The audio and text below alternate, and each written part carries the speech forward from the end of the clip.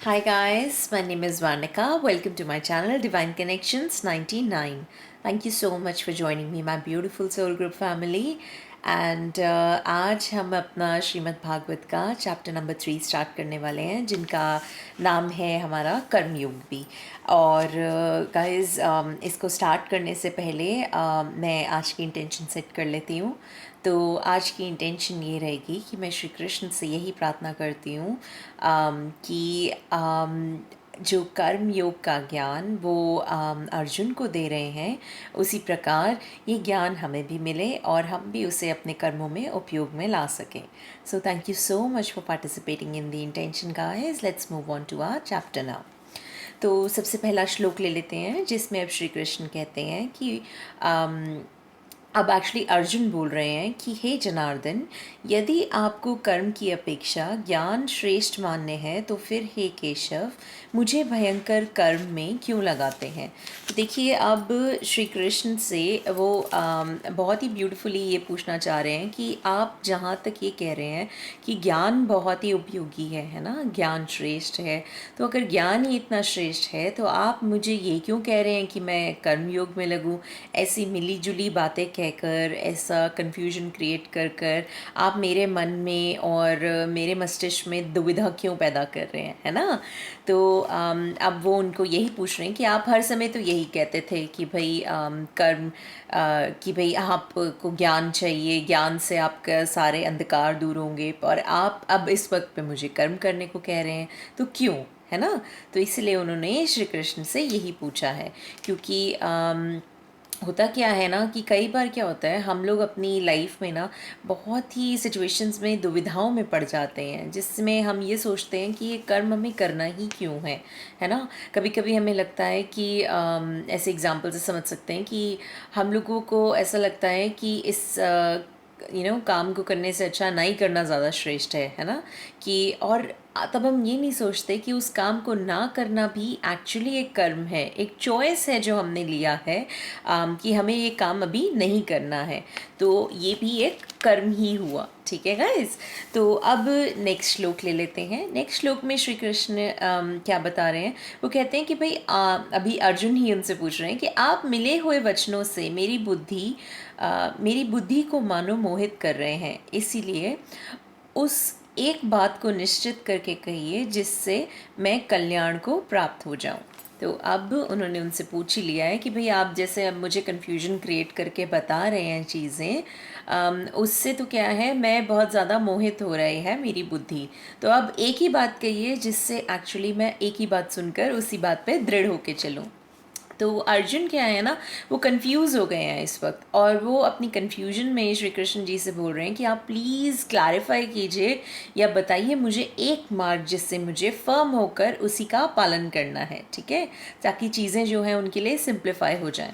अब इसको हम समझते हैं कि जैसे हमारी क्लास में अगर कोई टीचर ना बोर्ड पे लिख रहे हैं और लिख कर जवाब दे रहे हैं, ठीक है, और वो कह रहे हैं कि भाई इनको याद कर लो, और और कितना टाइम, मतलब इस तरह से क्या होता है कि अगर जैसे उन्होंने सिर्फ लिखा और उसका कोई एक्सप्लेनेशन नहीं दिया हमें, और उन्होंने कहा कि भाई इसे याद कर लो, तो कितना टाइम तक आपको याद रहने वाली है वो चीज़ें। और वही चीज़ अगर आप अच्छे से एक्सप्लेन करेंगे, उसको अच्छे से समझ के उसको याद करेंगे, तो वो आपके लिए लाइफ लॉन्ग याद रहेगी। तो ऐसे ही अब वो श्री कृष्ण से कह रहे हैं कि मैं कंफ्यूज हो रहा हूँ, आपने मुझे 2 थियोरेटिकल कॉन्सेप्ट्स बता दिए हैं, अब मुझे एक कॉन्सेप्ट बताएं और उसको भी ध्यान से समझ के बताएं, है ना, ताकि मैं उसकी डेप्थ में पहुंच सकूं और उसे एक्चुअली अपना सकूं। ठीक है गाइस। तो अब भगवान क्या कहते हैं, अब श्री भगवान बोले कि हे निष्पाप, इस लोक में दो प्रकार की निष्ठा मेरे द्वारा पहले कही गई है। उसमें सांख्य योगियों की निष्ठा तो ज्ञान योग से, और योगियों की निष्ठा कर्म योग से होती है। ठीक है। तो अब श्री कृष्ण ने उनसे दो प्रकार के योग भी बताए हैं, एक बताया सांख्य योग और एक बताया है उन्होंने कर्म योग। ठीक है। तो अब इसको कैसे समझते हैं? निष्ठा क्या होती है? निष्ठा होती है हमारी फुल टोटल डेडिकेशन, ठीक है, किसी चीज़ के प्रति। तो अब वो कहते हैं कि आप जो अपनी इंद्रियों को जो हम कंट्रोल करते हैं ना, प्रभु के ध्यान में लगाते हैं, ये तो क्या हो गया, हमारा ज्ञान योग हो गया कि हमने अपनी इंद्रियों को कंट्रोल करके प्रभु के ज्ञान में लगा दिया। और इसी से हम लोग संन्यास और सांख्य योग भी इसको कहा जाता है, ठीक है। और दूसरा कौन सा है? दूसरा है आपका कर्म योग। कर्म योग में क्या होता है? जिसमें वो हमें बताते हैं कि निष्काम कर्म करना और किसी से मोह नहीं रखना, ठीक है। तो दो योग उन्होंने बताए थे जिसके अंदर हम लोग उसको डिफ्रेंशिएट कर रहे हैं। तो अब इसको एक एग्जांपल से समझते हैं माय डियर फ्रेंड्स। इसके अंदर क्या होता है कि शुरू शुरू में हम लोग क्या देखते हैं कि ना, जैसे अगर मैं यहाँ पे ऑस्ट्रेलिया में एग्ज़ाम्पल लूँ तो यहाँ पर मतलब ना एक ना ट्रेडिशन था, जैसे ट्रेडिशन कह सकते हैं आप चीज़ों को समझने के लिए। इनका कल्चर भी है, या ये कह सकते हैं बहुत ही ब्यूटीफुल ह्यूमिलिटी, उसका एक सबूत भी मान सकते हैं कि जैसे कभी कभी हम लोग ना लिफ्ट में जाने के लिए आ रहे होते हैं दूर से भागते हुए, तो एकदम से कोई होगा जो हमारे लिए लिफ्ट रोक देगा, है ना, और हमारे लिए वेट करेंगे ताकि हम लोग अंदर उसमें घुस जाएं। जैसे सपोज़ आप चलते आ रहे हैं कहीं से एंड कोई आपके ऑलरेडी आगे है और वो दरवाजे पे हैं, तो वो आपके लिए रुक जाएंगे वहाँ पे एंड वो आपके लिए दरवाज़ा लेंगे and then you also both enter at the same time and it's a beautiful like बड़ा ही अच्छा लगता है देखकर कि किस तरह से छोटे छोटे जेस्चर्स भी हमें कितना ज़्यादा इफ़ेक्ट देते हैं। तो वो जो कर्म किया गया होता है वो एक निष्काम भावना से किया गया कर्म है कि किसी के लिए दरवाज़ा ले लिया, किसी के लिए लिफ्ट रोक दी, और उसका इफ़ेक्ट कितना ब्यूटीफुल होता है। आप किसकी आत्मा को किस तरह से टच करते हैं ना, कभी कभी नहीं पता किसी को देर हो रही है या फिर कौन कहाँ से आ रहा है, और बात करने का एक अच्छा सा एक भाव मिल जाता है, एक निष्काम कर्म का भाव। तो वो उसी को अब वो पूछ रहे हैं कि भाई एक तो आपने हमें बताया था ये कर्म योग, जिसका निष्काम कर्म योग वो इस तरह से होता है, ठीक है।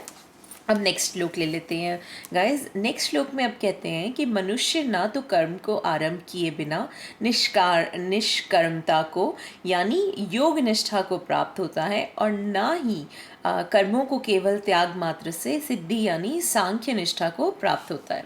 अब श्री कृष्ण उनको बता रहे हैं कि ना तो कर्म छोड़ना पॉसिबिलिटी है, और ना ही आप ये सोचें कि भैया हम लोग कर्म को आरंभ भी ना करें और ये हमारे लिए भी वो हो जाएगा इजी मार्ग। तो अब इसको समझते हैं कि अब श्री कृष्ण कहते हैं कि भाई ऐसा नहीं है कि कर्म ही ना करें और स्वयं को सन्यासी कहें, ठीक है। पहला तो ये हो गया कि हमने कर्म ही नहीं किया और अपने आप को हम कह रहे हैं भाई हम तो सन्यासी हैं, क्योंकि सन्यासी तो कर्म नहीं करते। और कर्मों को त्याग कर खुद को कर्म योगी भी नहीं बना सकते कि भाई हमने कर्मों को त्याग दिया है और हम कर्मयोगी बन गए हैं, ठीक है। कर्म ना करने से या फिर उसे त्यागने से इसके बंधनों से हम छूट नहीं सकते हैं, क्योंकि हर मोमेंट पे हर पल हम कोई ना कोई कर्म कर रहे हैं। जैसे हमने पिछले एग्जाम्पल्स में भी समझा था कि कर्म ना करना भी एक चॉइस है, वो भी एक कर्म ही है, ठीक है, एक डिसीजन जो आपने लिया है। तो कई बार क्या होता है हमारे आगे दो रास्ते आते हैं जिसमें हम चूज़ करते हैं, कभी कभी हम कंफ्यूज हो जाते हैं कि कौन सा रास्ता चुने, है ना। जैसे सपोज एक रास्ता हमने चुन लिया और हम फेल हो गए, तो हम क्या सोचते हैं कि इससे अच्छा तो यार हम या तो चूज़ ही ना करते या फिर ना कुछ और ही चूज़ कर लेते। मतलब तब हम ये भूल जाते हैं कि भाई सीधे रास्ते जो है ना उस पे चलना तो बड़ा आसान होता है, बट एक्चुअली जो रास्ते हमको फेलियर्स देते हैं, जो रास्ते हमें मुश्किल लगते हैं, वो ही हमारे लर्निंग के रास्ते होते हैं, जहाँ पे हम मैक्सिमम तरीके से लर्न करते हैं लाइफ के एक्सपीरियंसेस को, ठीक है गाइस। तो अब नेक्स्ट श्लोक ले लेते हैं जिसके अंदर वो कहते हैं कि निसंदेह कोई भी मनुष्य किसी भी काल में क्षण मात्र भी बिना कर्म किए नहीं रहता, क्योंकि सारा मनुष्य समुदाय प्रकृति जनित गुणों द्वारा परवश हुआ कर्म करने के लिए बाध्य किया जाता है। अब श्री कृष्ण क्या बोलते हैं उन्हें, अब देखिए श्री कृष्ण बहुत ही प्यार से उन्हें ये समझा रहे हैं कि हम चाहें ना चाहें हमेशा हमें कर्म तो करना ही पड़ेगा, ठीक है, इसके बिना तो कोई चारा नहीं है, ठीक है।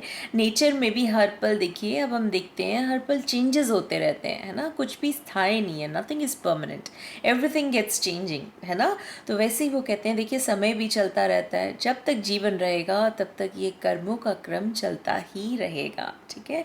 अब इम्पोर्टेंट ये है कि हम इसको समझें और फिर अपने कर्म करें, ठीक है गाइस। तो नेचर के एलिमेंट्स जैसे हम अगर एग्जांपल से देखें, सूर्य, चंद्रमा, पंचतत्व, हमारा यूनिवर्स, ये कण कण जो है ये प्रत्येक क्षण अपना कर्म कर रहा है, ठीक है। प्लांट्स अपना कर्म कर रहे हैं, नेचर का हर एलिमेंट देख लीजिए, सब कोई अपने कर्म कर रहे हैं, एंड एवरीथिंग इज चेंजिंग, कुछ भी परमानेंट नहीं है, ठीक है गाइस। इसी से हमें सीख लेनी है। तो अब नेक्स्ट में श्री कृष्ण क्या बोलते हैं कि जो मूढ़ बुद्धि मनुष्य समस्त इंद्रियों को हट पूर्वक ऊपर से रोककर मन से उन इंद्रियों के विषयों का चिंतन करता रहता है, वह मिथ्याचारी अर्थात दंभी कहा जाता है। तो इसमें अब श्री कृष्ण क्या कहते हैं, दंभी कौन होता है? दंभी होता है झूठा, है ना, झूठा और घमंडी प्रकार का व्यक्ति, झूठ बोल रहे हैं और अपने पे घमंड कर रहे हैं। तो इसको एग्जाम्पल से कैसे समझते हैं कि कभी हम पूजा में बैठे, ठीक है, अब हम पूजा में तो बैठ गए, पर हमारे मन में कौन से विचार चल रहे हैं। जैसे मन में आ रहा है, अरे खाना नहीं बनाया, अरे ऑफिस के लिए लेट हो रही हूँ, कहाँ से क्या होगा ये, तो उस टाइम पे आपने क्या पूजा की ना, मतलब मन में कुछ और विचार चल रहे थे और आपने अपने ऊपर से तौर पे अपनी इंद्रियों को वहाँ पे रोकने की कोशिश की, और जितना हमने देखा है कि हम अपनी इंद्रियों को कंट्रोल करने की कोशिश करते हैं वो उतना ही हम पे हावी होती जाती हैं, ठीक है। तो उस तरह से झूठा बर्ताव नहीं करना है, इसी में श्री कृष्ण हमें यही बता रहे हैं, ठीक है। तो गाइज आज के लिए हम यहीं पे विराम लेंगे और बाकी चैप्टर्स का हम कल आगे से और मंथन करेंगे। तो आई रियली होप गाइस आप लोगों को ये जो भी हम ज्ञान की वार्ता कर रहे हैं आपस में मौका मिल रहा है कि आप भी इस पे आत्ममंथन करें। So thank you so much for joining me my beautiful soul group family. Take care of yourself and I love you and take care. Radhe Radhe and bye.